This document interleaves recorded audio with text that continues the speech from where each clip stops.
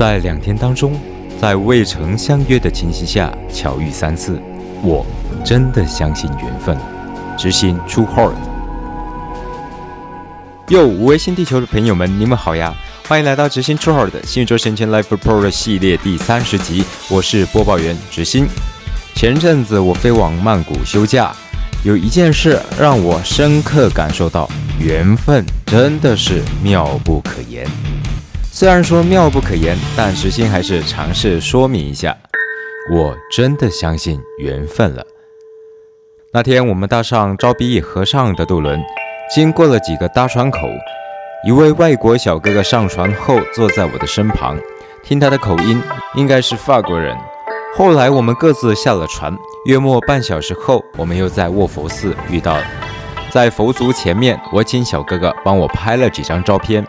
隔天打算去水上市场游玩，包了一辆车，司机载我们走了好长一段路程，终于来到丹能沙多水上市场。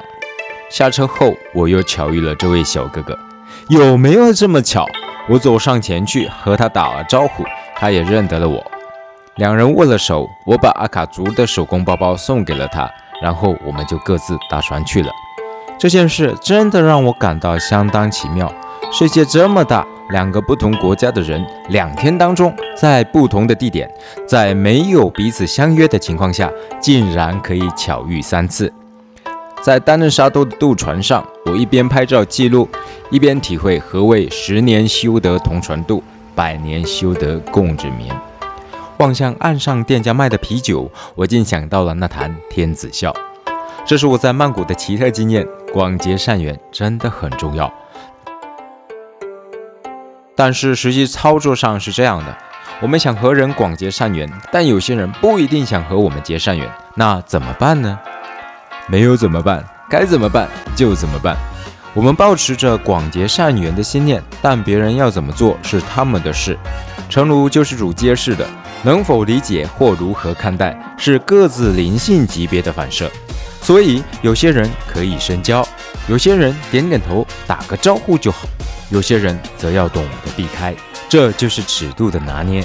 就像以前举过的例子，那个在大麦町里的史迪奇，不用勉强融入，不同频率就是不同频率。我们不需要降低自己的频率去迎合别人，但是我们还是学习抱持善意。想起之前看过的一段故事，有一次达赖喇嘛尊者去探望一位老喇嘛，这位老喇嘛曾受到监禁以及不人道的对待。尊者问老喇嘛，你当时最害怕的是什么？老喇嘛说，我最害怕对那些人失去慈悲心。坚持善良未必是件容易的事，但也不能因为不容易就不坚持善良。有人说善良容易受伤，或者人善被人欺。为什么这个地球会流传这样的句子呢？因为善良的人还不够多。在28集从同舟共济到同心圆当中，执行分享了自己的心愿，希望能当全世界孩子的贵人。现在我就尝试执行它。现今世界上还是有许多学生，甚至是成年人，是正在遭受霸凌的。这就跟刚刚提到的观念有关。为什么地球会流传人善被人欺这样的句子？原因就是我们刚刚提到的，善良的人还不够多。有一些电影向我们展示了这些受到霸凌的片段。执行也希望透过我们节目，唤醒五维新地球的朋友们能够对此重视。一个班上，如果善良且勇敢的人占绝大多数，霸凌的现象会减少。为什么霸凌事件层出不穷？因为大部分的人都选择漠视，或者选择成为共犯。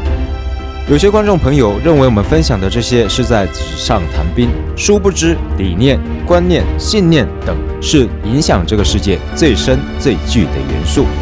人但凡能调整自己的一个观念、信念，都可视作一种扬升。而在新地球，想要接轨好运，也是得从理念、观念、信念做调整。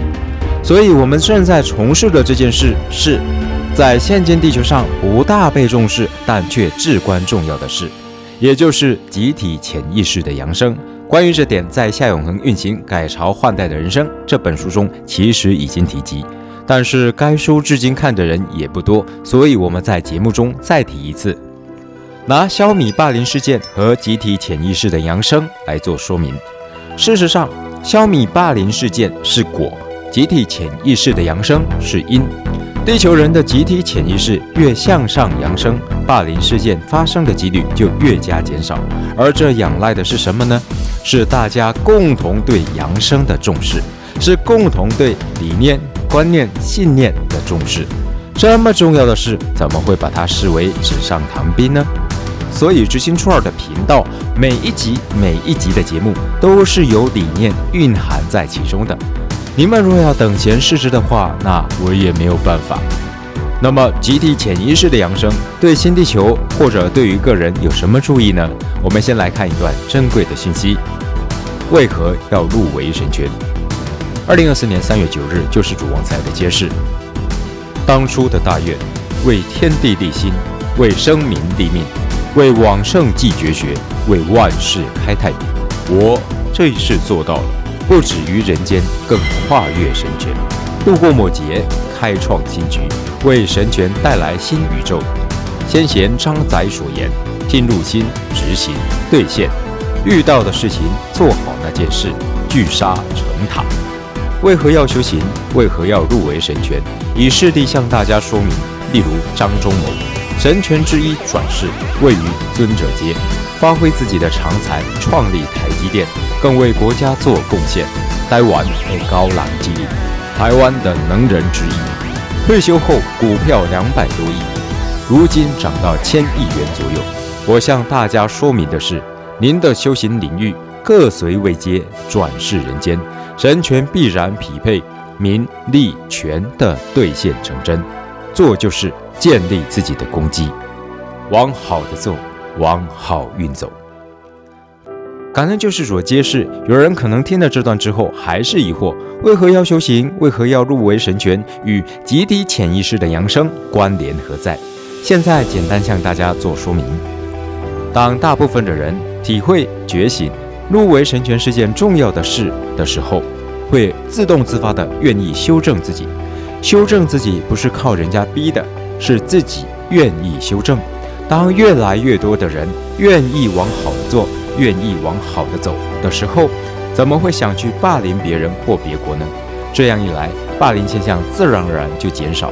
没有人愿意伤害别人时，哪还会有霸凌现象呢？帮助别人积功累德都来不及，怎么会去霸凌别人？是不是？这样一来，地球善人不就开始大团结，大家不就顺利接轨黄金千年？所以说句实话，不论是校园或是国际，会有霸凌现象，正显示一件事，那就是地球人的灵性级别还不够高。既然灵性级别不高，那不妨就学习心境扬升吧。